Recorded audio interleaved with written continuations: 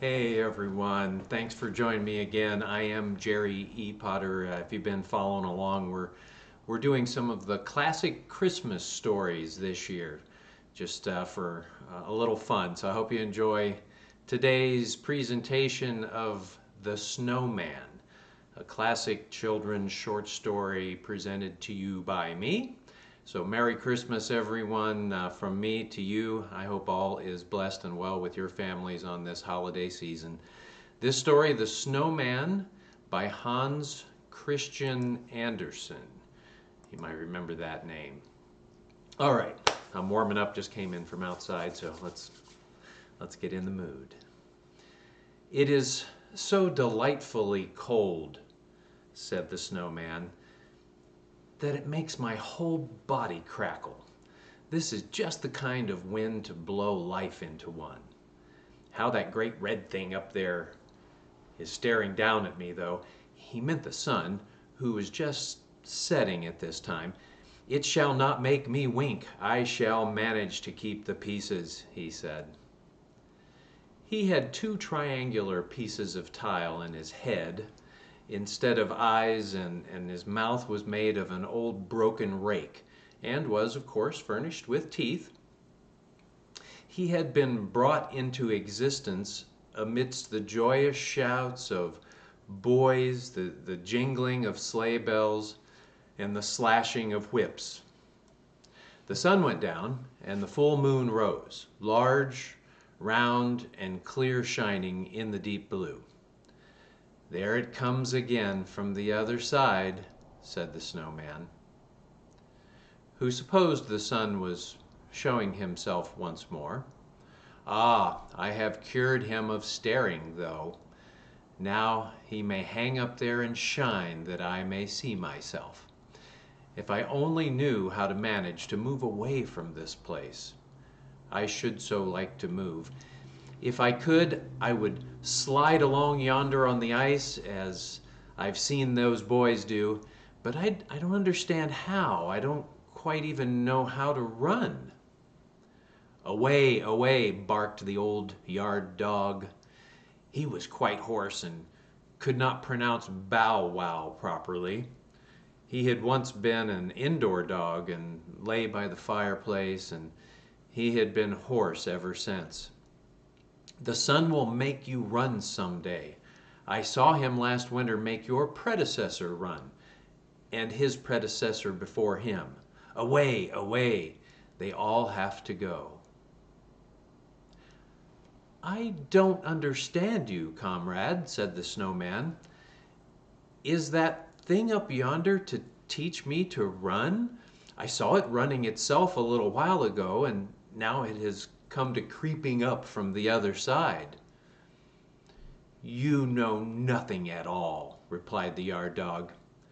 But then, you've only lately been patched up.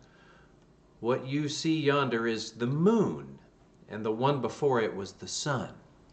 It'll come again tomorrow, and most likely teach you to run down into the ditch by the well, for I think the weather is about to change. I can feel such pricks and stabs in my left leg. I'm sure there's going to be a change in the weather. I don't understand him, said the snowman to himself. But I have a feeling that he is talking of something very disagreeable. The one who stared so just now, and whom he calls the sun, is not my friend. I can feel that too, he said. Away, away, barked the yard dog, and then he turned around 3 times and crept into his kennel to sleep.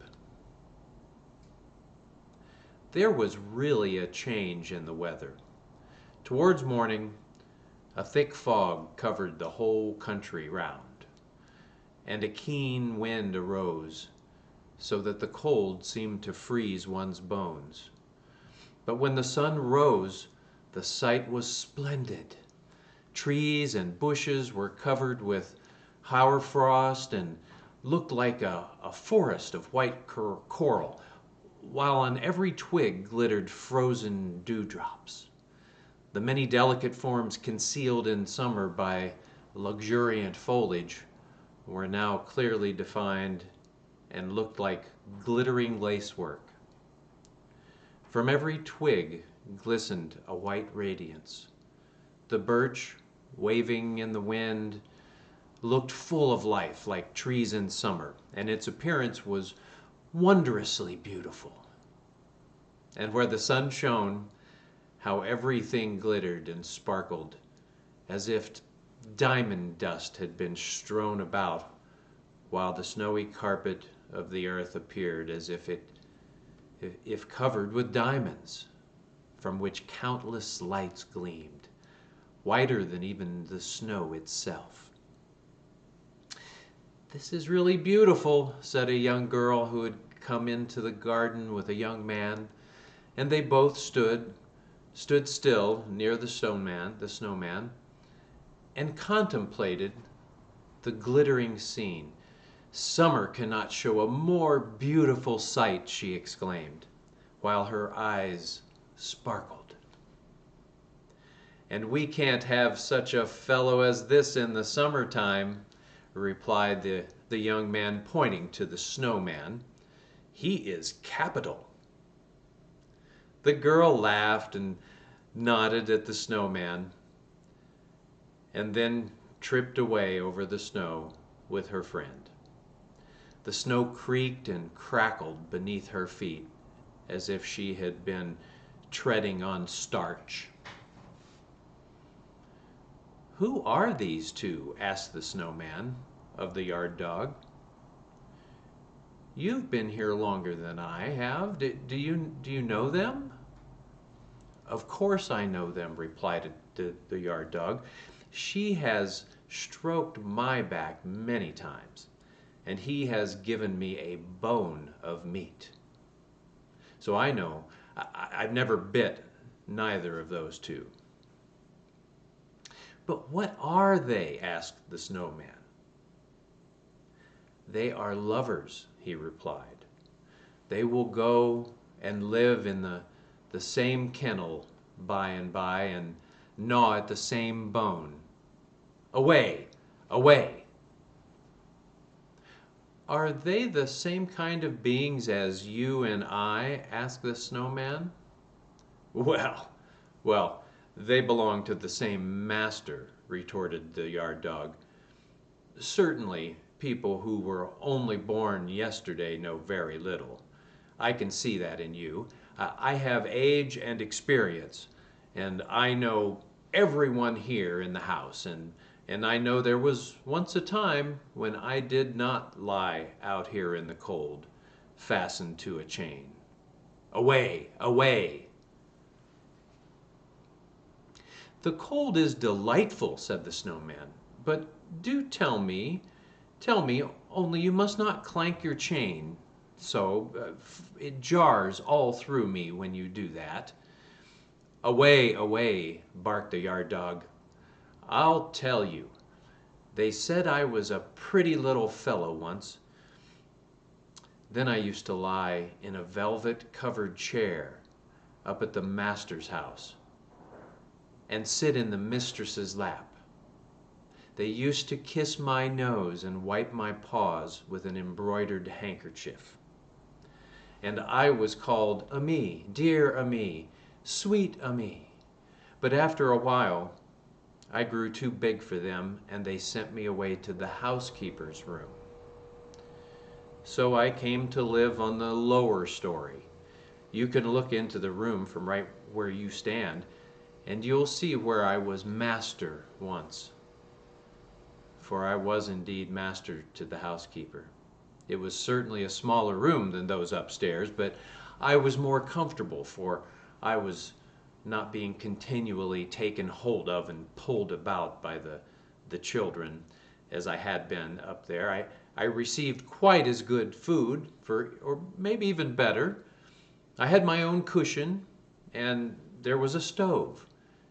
It is in the finest thing in the world at this season of the year, the stove. I used to go under the stove and lie down quite beneath it. Ah, I still dream of that stove. Away, away!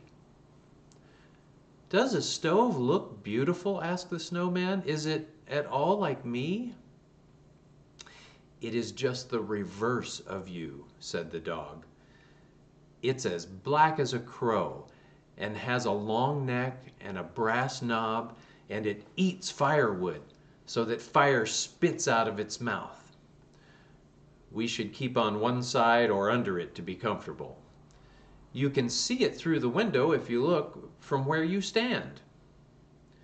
Then the snowman looked, and he saw a bright, polished thing with a brazen knob and fire gleaming from the lower part of it. The snowman felt quite a strange sensation come over him. It was very odd, he knew. Not what it meant, but he could not account for it. But there are people who are not men of snow, who understand what it is.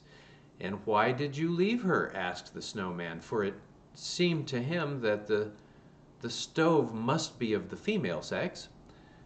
How could you give up such a comfortable place? Well, I was obliged, replied the yard dog. They turned me out of doors and chained me up here.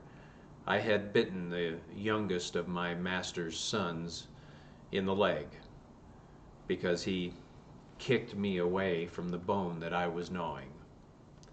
Bone for bone, I thought. But they were so angry, and from that time on I have been fastened with a chain and lost my bone. Don't you hear how hoarse I am? Away, away. Can't talk anymore. Like the other dogs. Away, away. This is the end of it all, he said. But the snowman was no longer listening. He was looking into the housekeeper's room on the lower story, where the stove stood on its 4 iron legs, looking about the same size as the snowman himself. What a strange crackling I feel within me, he said. Shall I ever get in there? It is an innocent wish, and innocent wishes are sure to be fulfilled. I must go in there and lean against her, even if I have to break the window. You must never go in there, said the yard dog, for if you approach the stove, you'll melt away. I might as well go, says the snowman, for I think I'm breaking up as it is. During the whole day, the snowman stood, looking in through the window, and in the twilight hour, the room became still more inviting to him, for from the stove came a gentle glow, not like the sun or not like the moon, but bright light which gleams from a stove when it has been well fed. When the door of the stove was opened out of its mouth, and this is customarily with all stoves, the light of the flames fell directly on the face and breast of the snowman with a ruddy gleam. I can endure it no longer, said he. How beautiful it looks when it stretches out its tongue.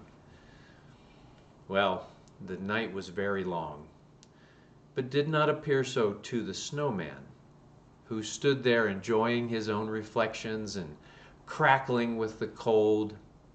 In the morning, the window panes of the housekeeper's room were covered with ice.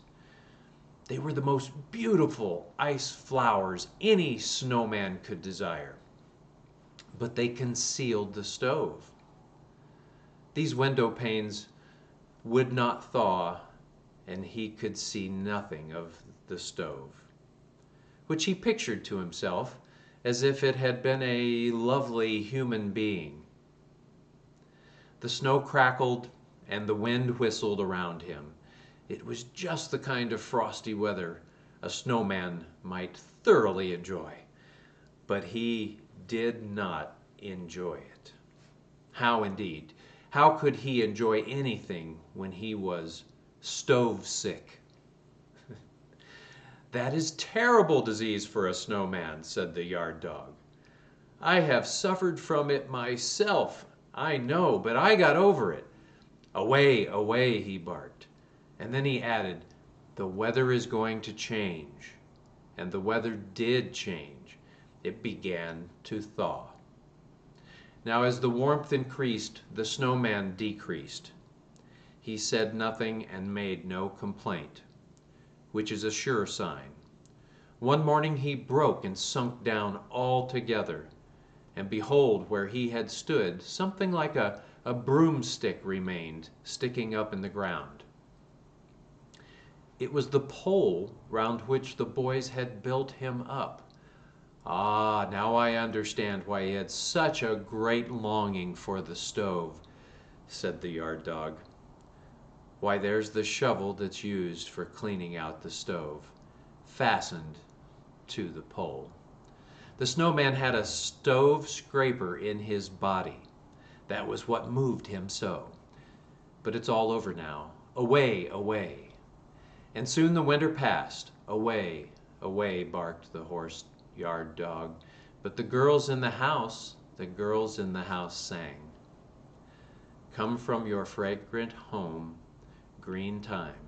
Stretch your soft branches, willow tree. The months are bringing the sweet springtime, when the lark in the sky sings joyfully. Come, gentle sun, while the cockatoo sings, and I'll mock his note in my wanderings. And nobody thought any more of the snowman. The Snowman is a classic children's short story by Hans Christian Andersen.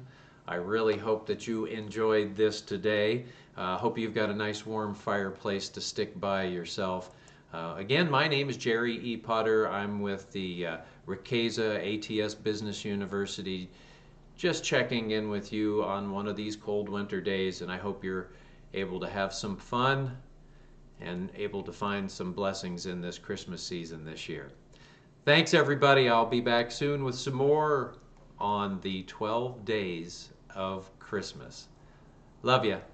See ya.